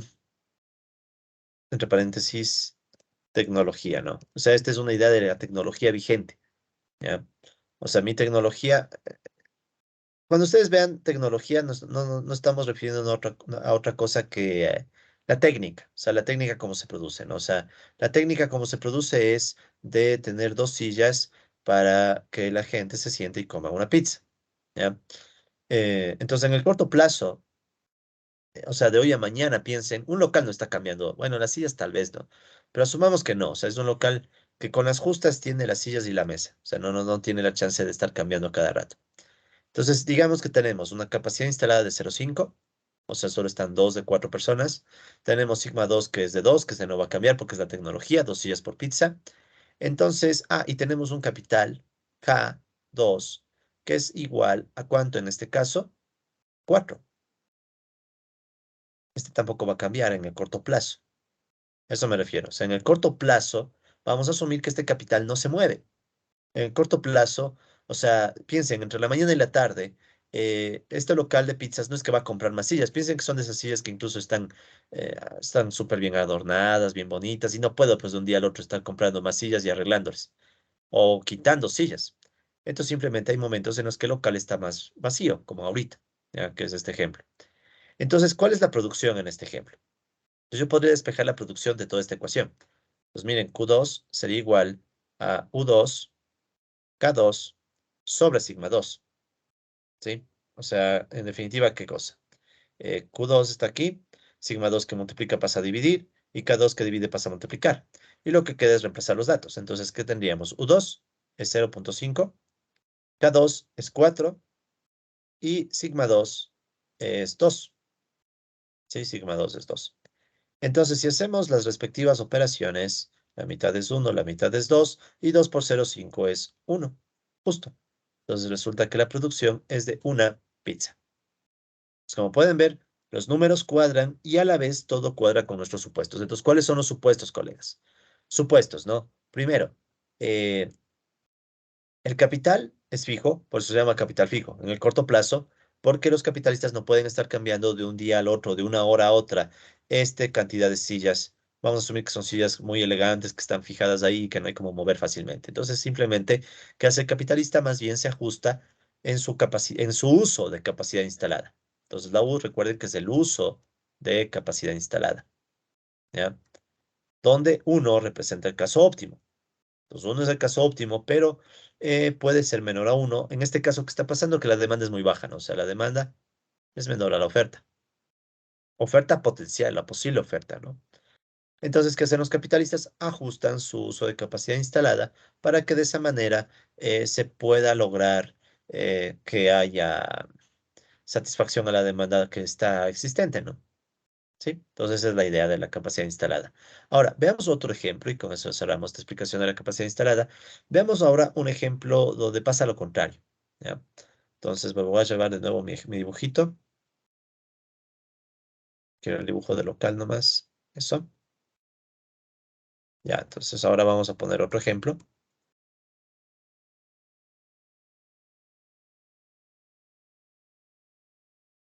Bien, volvemos a tener este sector 2, ¿no? Esta pizzería. Pero ahora digamos que es un día en donde es viernes de tarde, de noche, y la gente sale cansada de la semana y todo, y como sea, se da el gusto de irse a comer una pizza, aunque sea una vez a la semana, o al mes, al año, lo que sea, es fin de año, no sé, ya. Entonces, ¿qué pasa? Que ya no tenemos solo 4 personas, que serían las que están sentadas, sino que aparte, digamos que tenemos otras personas que están de pie, unas por aquí y otra por acá. Digamos que la gente acostumbra a venir en pareja, ¿ya? ¿Ya? No son como el profe que a veces anda solo por ahí, sino que vienen en pareja. Ya. Entonces, miren en este caso. Nuestra capacidad óptima era de 4, ¿no? La capacidad óptima era de 4 personas, 4 sillas. Pero resulta que vino gente extra a la capacidad óptima, entonces no les vamos a dejar de atender, porque obviamente significa vender y significa más ganancias para los capitalistas, pero ya no es una situación óptima. Entonces, en este nuevo caso, ¿qué sucede? Que nuestra tasa de uso de capacidad instalada para esta nueva situación va a ser del doble, porque aquí, ¿qué pasa? Que eran 4, pero están 8 personas. Entonces el doble es 2, o sea, 200%. ¿Ya? Pero ya no es eficiente. O sea, ahí viene ese primer tema, ¿no? Ya no es eficiente porque tenemos el lío de que hay mucha más gente de la que podíamos sostener sentada cómodamente. Entonces esta gente ya no va a estar tan feliz, pero si ha venido es porque quiere la pizza, ¿no? Y se la atienda. ¿Ya? Se la atiende, pero obviamente ya no hay donde que se sienten. Y si esto así, seguramente ustedes lo han vivido, ¿no? En algún lugar van a comer, resulta que es una hora pico de almuerzo, entonces a veces uno se lo pide para llevar, digamos, ¿ya? Pero igual, sería la idea, ¿no? Pues si quién puede pensar que esta gente se lo pide para llevar. ¿Ya? Entonces nuestra capacidad instalada óptima de 4 ha sido rebasada y tenemos una capacidad nueva, un uso nuevo del 200%, el doble, ¿ya? Ahora, recordemos que la tecnología no ha cambiado. Sigma 2 sigue siendo 2. O sea, necesito 2 sillas por pizza, sigma 2. ¿Ya? Y mi capital sigue siendo de 4. O sea, 4 sillas. No puedo hacer más. Corto plazo. En el largo plazo puede ser otra cosa, pero en el corto plazo asumimos que simplemente son 4 sillas. Entonces viene la pregunta de cuál es la producción. Entonces recordemos la ecuación, ¿no? La ecuación decía que la tasa de uso de capacidad instalada es igual a sigma 2 por Q sub 2 sobre K sub 2. Entonces despejábamos Q sub 2. Entonces es igual a U2 por K2 sobre sigma 2.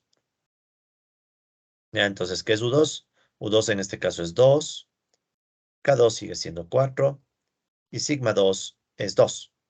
Entonces aquí es muy evidente, si se simplifican los dos, que la producción es de 4. Justo 4 pizzas. ¿Sí? Cuatro pizzas. ¿Ya?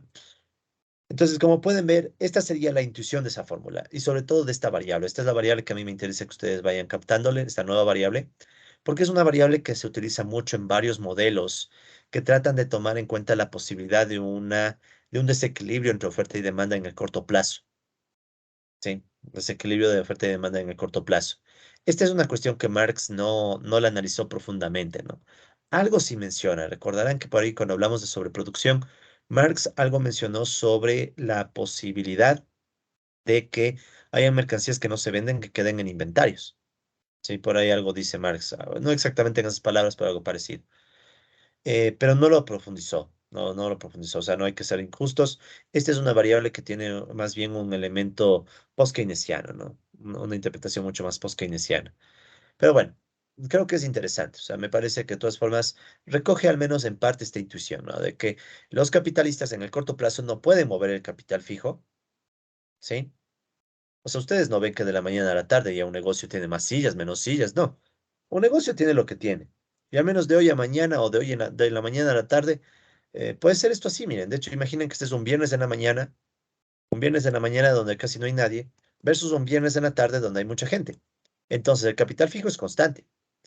La tecnología es la misma, o sea, siempre va a ser dos sillas por pizza, a menos que ya cambiemos la tecnología y compremos otras sillas diferentes, pero eso no lo queremos hacer. En el corto plazo no hay cambio de tecnología, no hay cambio de capital, entonces lo único que queda es definir cuánto usamos de la capacidad instalada, corriendo el riesgo sobre todo de que cuando nos pasemos estamos por encima del óptimo. Y yo creo haber visto modelos, este no, pero hay otros modelos, colegas, donde cuando nos pasamos del óptimo, podríamos penalizarle a la situación, o sea, podríamos hacer que los consumidores ya no estén tan felices y eso les perjudique un poco a la empresa a largo plazo, ¿ya?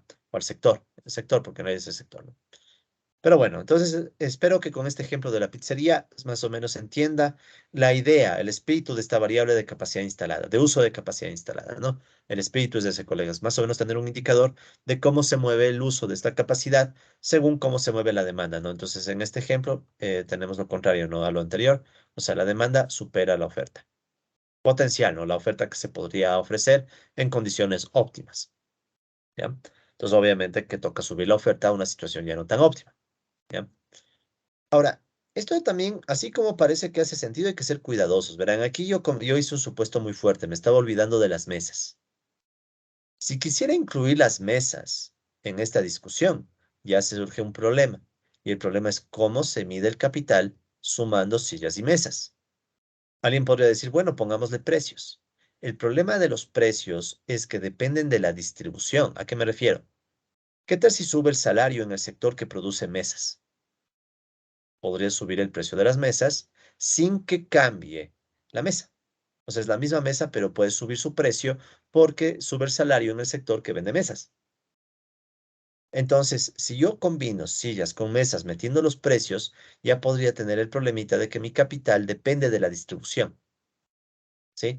Y ahí vuelve a aparecer algo que les mencioné en el último video, que es la controversia de los Cambridge o la controversia de la teoría del capital, o sea, cómo se mide el capital. ¿Ya? Entonces, por eso es que yo dije, vamos a asumir que no hay mesas. O sea, no era tan inocente ese supuesto, colegas. ¿Ya? Pero bueno, no vamos a entrar en discusión en eso. Vamos a asumir que, bueno, se puede medir el capital, pero esa incapacidad de medir el capital también puede afectar esta capacidad instalada. Porque viene la pregunta, bueno, ¿qué es óptimo? Ya, en este caso podríamos decir que lo óptimo es 4 personas. Pero siempre se puede medir el óptimo.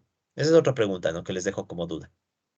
Puede ser que no, puede ser que haya casos en donde la producción es tan compleja que simplemente no tiene sentido pensar en el óptimo o no hay cómo concebir al óptimo, ¿ya? O sea, dejo la duda, ¿no? O sea, ¿siempre se puede hablar de un óptimo?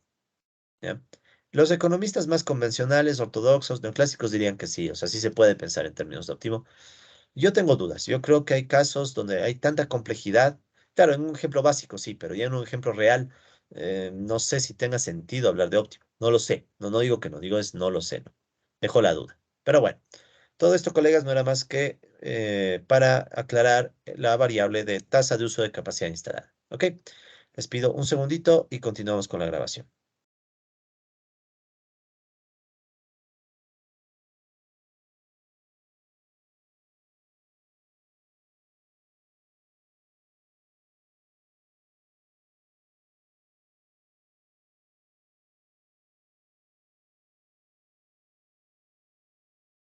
Listo, seguimos. Muy bien, entonces ya tenemos explicada esta variable, tasa de uso de capacidad instalada. ¿Sí? Entonces no se olviden del ejemplo. Bueno, aquí estaba con unas sillas de cine, pero a mí me gusta el ejemplo de la pizzería en honor a este colega y un buen amigo que, bueno, no, espero que se encuentren bien algún día, tal vez. No sé si llegan a ver estos videos, pero por lo menos ya les saludaré. Espero que estén muy bien, ¿no? Marco Misale. José él daba siempre este ejemplo. Me gustaban las pizzas, por lo que veo. Pero bueno, sigamos. Entonces ahora vamos a continuar con las siguientes variables para ver si completamos al menos el esquema inicial, ¿no? Y dejamos tal vez la resolución para luego, pero veamos cómo nos va. Entonces, con lo que hemos dicho, colegas, podemos plantear que la U crece cuando en el respectivo mercado la demanda supera la oferta. Hay un exceso de demanda positivo. Esta idea, ¿sí? Que es lo que estábamos viendo acá, ¿no? O sea, que cuando crece la demanda, el uso de capacidad instalada puede crecer, ¿sí? Esto lo podemos recoger con una ecuación diferencial, ¿ya? Entonces aquí está una ecuación diferencial que dice lo siguiente.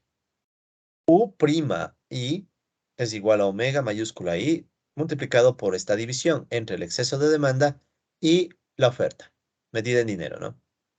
¿Ya? Entonces, ¿cuál es la idea? Primero, ¿de dónde sale esta ecuación? Verán, esta ecuacioncita de aquí no es que yo me la inventé. Esto sale del modelo de DAT. Entonces, en este modelito de DAT, no tiene exactamente la misma ecuación, pero tiene algo parecido. Ya, un poquito más abajo, un poquito más. Ya. Él tiene algo parecido. Miren aquí, él dice cambia la producción. En otros modelos él ya no cambia la producción, sino la capacidad instalada, el uso de capacidad instalada. Cambia como dependiendo de la diferencia entre la demanda y la oferta. O sea, el cambio entre demanda y oferta o la diferencia entre demanda y oferta hace que se ajuste el nivel de producción, pero en otros modelos él hace que se ajuste la capacidad instalada. De hecho, hay otro modelito. Déjenme ver si lo tengo aquí. Es que tengo tanta literatura que a veces yo mismo me pierdo. Freud Depth. Creo que puede ser este, verán. Hay otros modelitos. DAT tiene un montón de literatura, ¿no? Sobre modelos de este estilo. Entonces hay otro modelo en donde lo que él hace es ajustar más bien la capacidad instalada. Verán, creo que es este otro. Ya este ya lo hemos de ver más adelante también. Short Run Equilibrium. Entonces él hace, bueno, un ajuste de capacidad instalada y de precios. Pero bueno, es algo parecido. Ya, no es exactamente igual, es algo parecido. Pero ¿cuál es el espíritu de la ecuación? Es lo que nos interesa más. Pero lo que les digo es, la idea básica de esto está en los trabajos de Dot. ¿Ya? O sea, no me estoy inventando. Pero bueno, o me estoy inventando una parte, ya si quieren. Entonces, ¿cuál es la idea de esto? Entonces, esto va así. Ustedes tienen aquí la derivada del uso de capacidad instalada. La derivada, o sea, el cambio. Ustedes saben que si esa derivada U', eso no parece U, disculpen. Ya, eso, U', que es la derivada de UI con respecto al tiempo. Si esta es positiva, entonces ustedes saben que la UI crece. En cambio, si UI' es prima, no, prima, es igual a la derivada de UI con respecto a t y es negativa, ustedes saben que UI cae. Y en el caso extremo que UI' sea igual a esta derivada y a la vez sea cero, entonces UI es constante. No se olviden de eso, ¿no? Muy bien, entonces, ¿qué es lo que pasa aquí, colegas? ¿Cuándo va a crecer el uso de la capacidad instalada? Nosotros vamos a decir que tiende a crecer cuando la demanda supera la oferta, ¿ya? ¿Qué es lo que decíamos en el último caso? En el último caso vemos que hay mucha demanda y esa demanda en exceso motiva a que suba el uso de capacidad instalada a futuro, ¿sí? En cambio, si la demanda es menor a la oferta, entonces vamos a asumir lo contrario, lo que teníamos en el otro caso, que el uso de capacidad instalada va a caer, va a bajar. Los U2 ven que en este caso es bajo, 0,5, ¿sí? Y en el caso de aquí, donde estamos diciendo que la U no cambia, es porque estamos asumiendo que la demanda es igual a la oferta, ¿ya? Entonces aquí viene la situación, colegas. Si la demanda es mayor a la oferta, entonces evidentemente demanda menos oferta es positivo. o el exceso de demanda es positivo. ¿Sí? Entonces aquí ustedes vean cómo me sale exceso de demanda positivo cuando la demanda es mayor a la oferta. Recuerden que demanda menos oferta es exceso de demanda. ¿Ya? ¿Sí? Y por tanto, eso es lo que está aquí. Si el exceso de demanda es positivo, si esto es positivo, entonces necesariamente UI' va a ser positivo porque lo de abajo solo es el precio y la cantidad. Esto es para que me quede como ratio, nada más, es para que se me simplifique un poco la ecuación, no es nada más, ¿sí? Es una ratio. Esto siempre el precio siempre es positivo, Q siempre es positivo. Entonces el signo dependerá realmente del exceso de demanda. Si el exceso de demanda es positivo, entonces UI' es positivo y eso significa que UI va a crecer. ¿Ya? Entonces es la intuición de esta ecuación. Vamos al otro caso. Voy a ponerle en azul, ¿ya? Entonces, si la demanda es menor a la oferta, la demanda menos la oferta es negativa y por tanto el exceso de demanda es negativo. Entonces miren en ese otro caso qué sucede, que si el exceso de demanda más bien es negativo, o sea, la demanda es más baja que la oferta, ¿ya? Entonces, ¿qué es lo que sucede? Que con este menos se genera una presión, primero que U' también sea negativo, porque los otros signos no importan, ¿sí? Los otros signos son siempre positivos. Y eso va a provocar que UI caiga, ¿sí? Cae el UI, ¿ya? Y tenemos un último caso, voy a poner esto acá, que no me estorbe.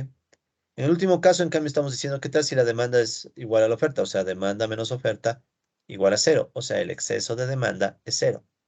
Si el exceso de demanda es cero, entonces esto de aquí se haría cero y UI' se hace cero y por tanto UI constante.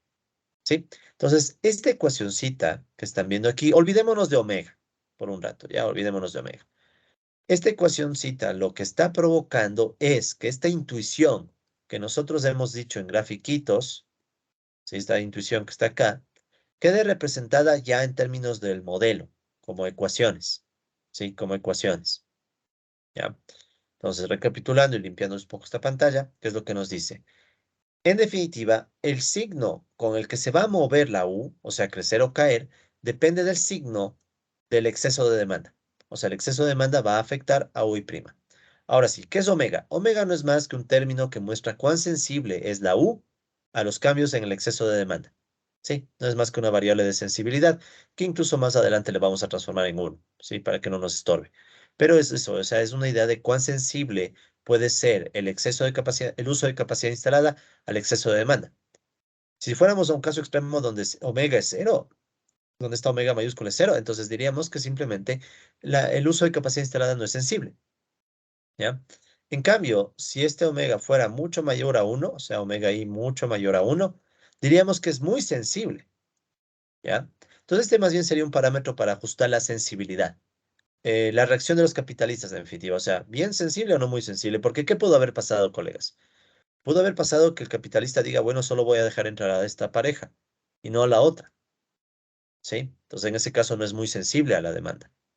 ¿Por qué haría eso? Precisamente porque él diría, bueno, tal vez estoy volviéndome demasiado subóptimo y ya puedo tener problemas a futuro, ¿ya? Pero eso obviamente ya se sale de los límites de nuestro modelo. Entonces, simplemente es un factor de ajuste que va a ser positivo siempre, ¿sí? O sea, este término, de hecho, habría que ponerlo aquí mismo, ¿no? No, acá abajo está. Entonces, simplemente vamos a indicar que omega i siempre va a ser mayor a cero, ¿no? Bien, listo. Entonces, ¿cómo se escribe esto en el matemática? En el matemática, por cierto, sí cargamos las ecuaciones anteriores. Creo que no cargamos estas ecuaciones, ¿no? Bueno, les cargamos con las que vienen, ¿ya? Entonces, para ganar tiempo, ¿no? Entonces, ¿cómo se vería la ecuación en matemática? Esto ya es lo de menos. Entonces, aquí pueden ver que esta ecuación 12 también es una lista porque va a correr para dos sectores. Para el sector 1 sería U1', ¿sí? Igual a omega 1 por exceso de demanda 1 dividido para P1 por Q1, ¿ya?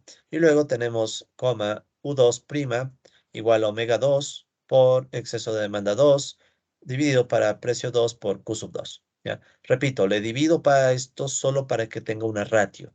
¿Por qué? Porque recuerden, digamos, recordemos el caso del exceso de demanda 1.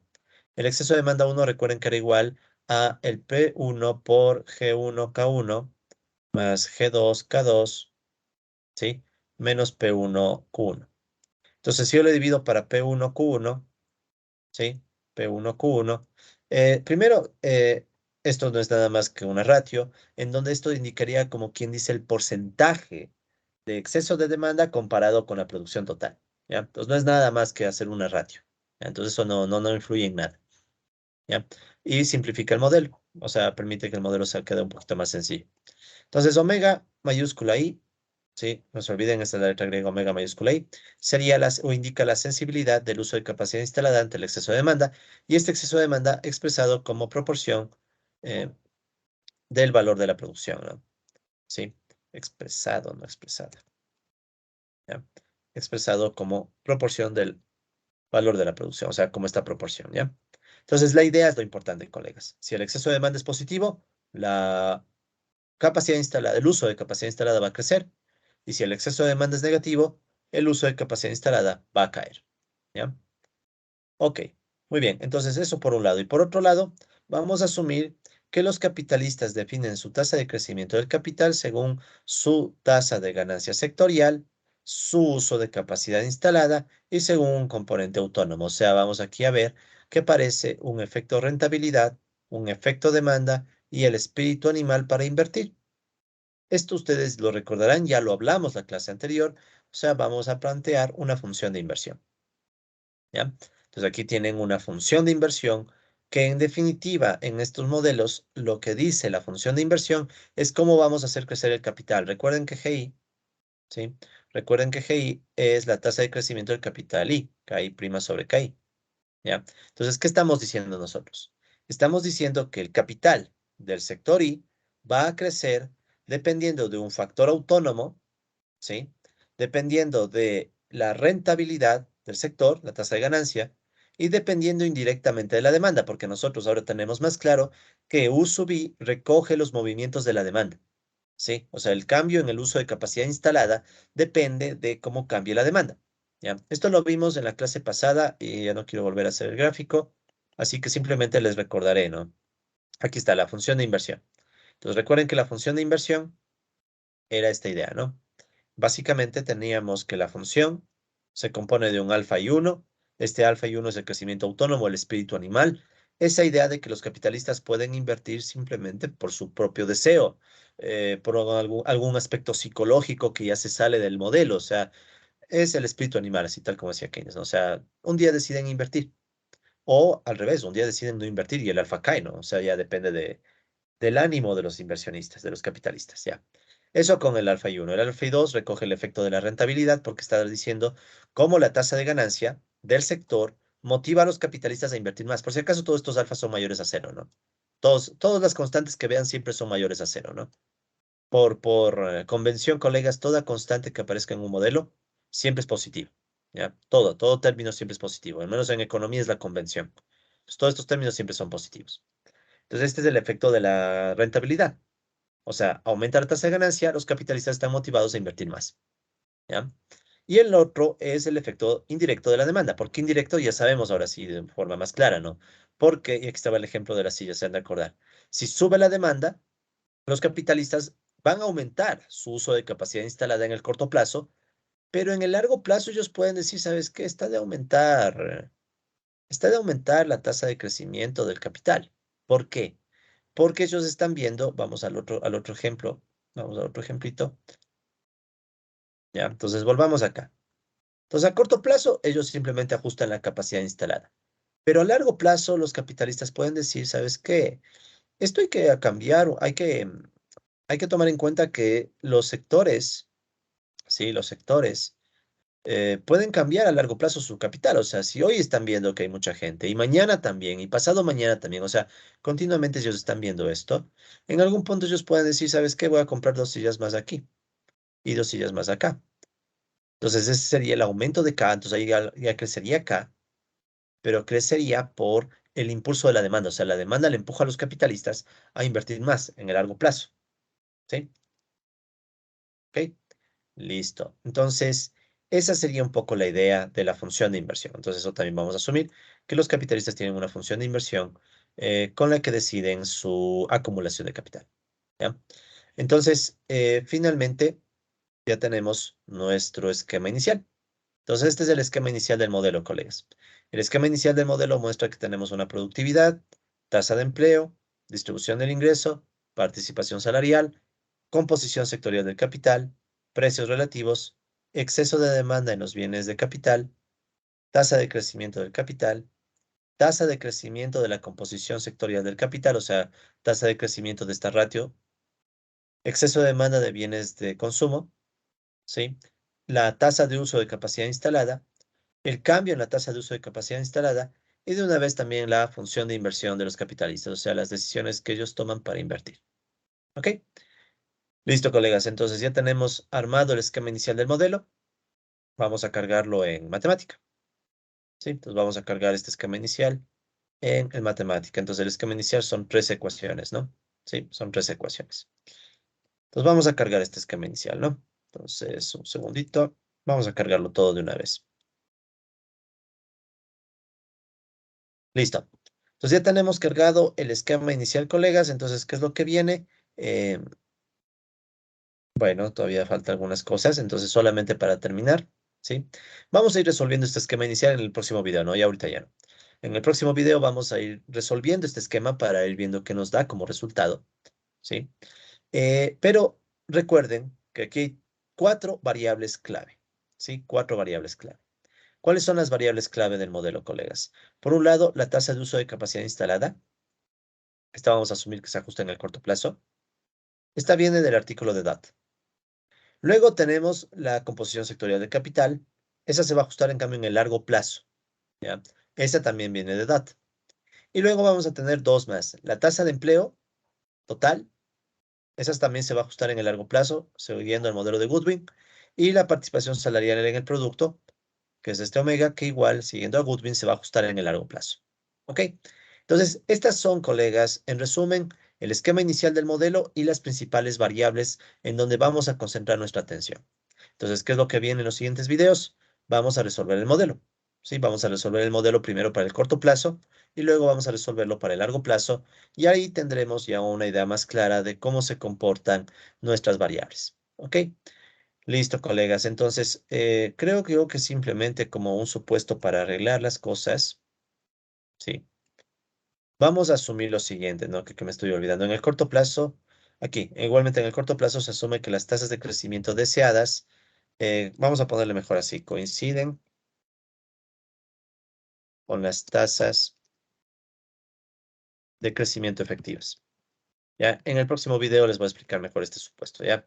Creo que es mucho más adecuado que el que estábamos poniendo antes. Entonces ya les explicaré esto de las tasas de crecimiento y el corto y el largo plazo, ¿ok? Entonces quedamos aquí, colegas. En el siguiente video vamos a ir resolviendo ya el modelo, ¿no? Pero no se olviden, estas son las variables clave, ¿sí? Estas son las variables clave y ya pueden intuir que de estas tres variables va a surgir un sistema en tres dimensiones que nos va a dar ciclos, ¿ok? Pero ya iremos viendo eso con el paso del tiempo. Ojalá en unos dos videos o tres podamos completar este modelo. Y con eso, colegas, entonces dejamos cerrando el video de hoy.